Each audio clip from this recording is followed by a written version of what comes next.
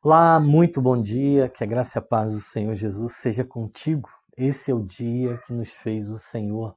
Alegremos e nos regozijemos nele.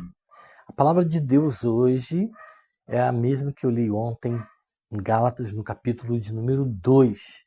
E esse texto ele relata algumas coisas interessantes. Uma delas é que Pedro é confrontado pelo apóstolo Paulo, que após ele simplesmente está sentado junto com os gentios convertidos a Cristo, ele passa ali momentos alegres, felizes, só que tem uma coisa, chegam os judeus convertidos, né, que aceitaram e que reconheceram Jesus como Messias prometido.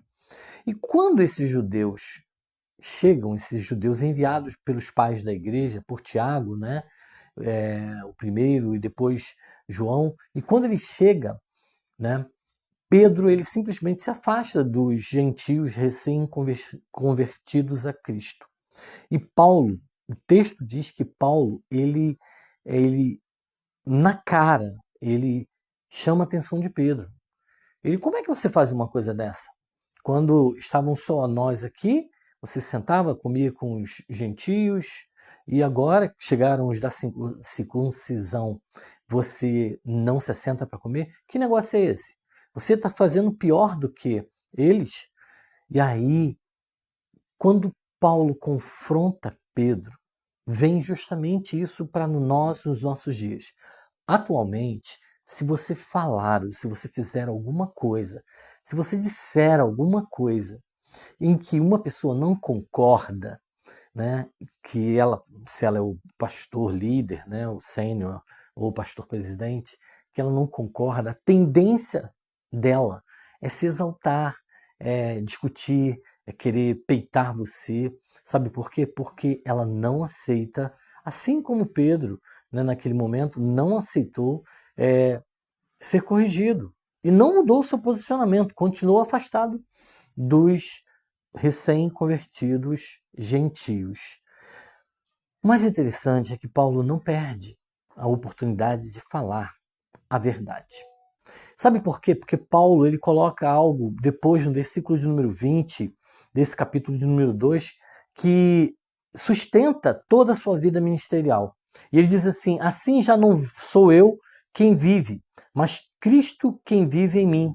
E esta vida que vivo agora, eu vivo pela fé no Filho de Deus, que me amou e se deu a si mesmo por mim.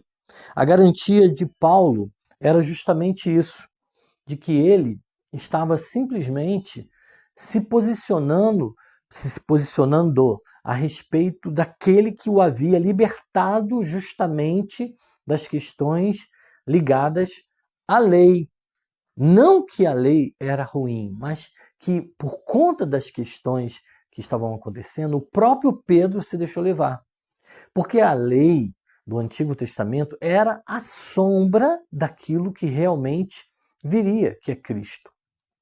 E Paulo, ele menciona: vivo não mais eu, mas é Cristo que vive em mim.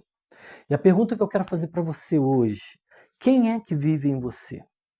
Quem é que realmente vive em você? Você trabalha, você passeia, você faz tantas coisas, você assiste um programa de TV, você faz tanta coisa, mas quem vive realmente em você? As coisas velhas realmente já passaram? Tudo se fez novo? Ou, na verdade, é apenas uma máscara, como Pedro estava utilizando naquele momento? Pense nisso. Que Deus abençoe você, Deus abençoe sua casa, abençoe sua família e que você persevere firme, como disse o apóstolo Paulo: vivo não mais eu, mas Cristo vive em mim. Que Deus abençoe você. Graça e paz.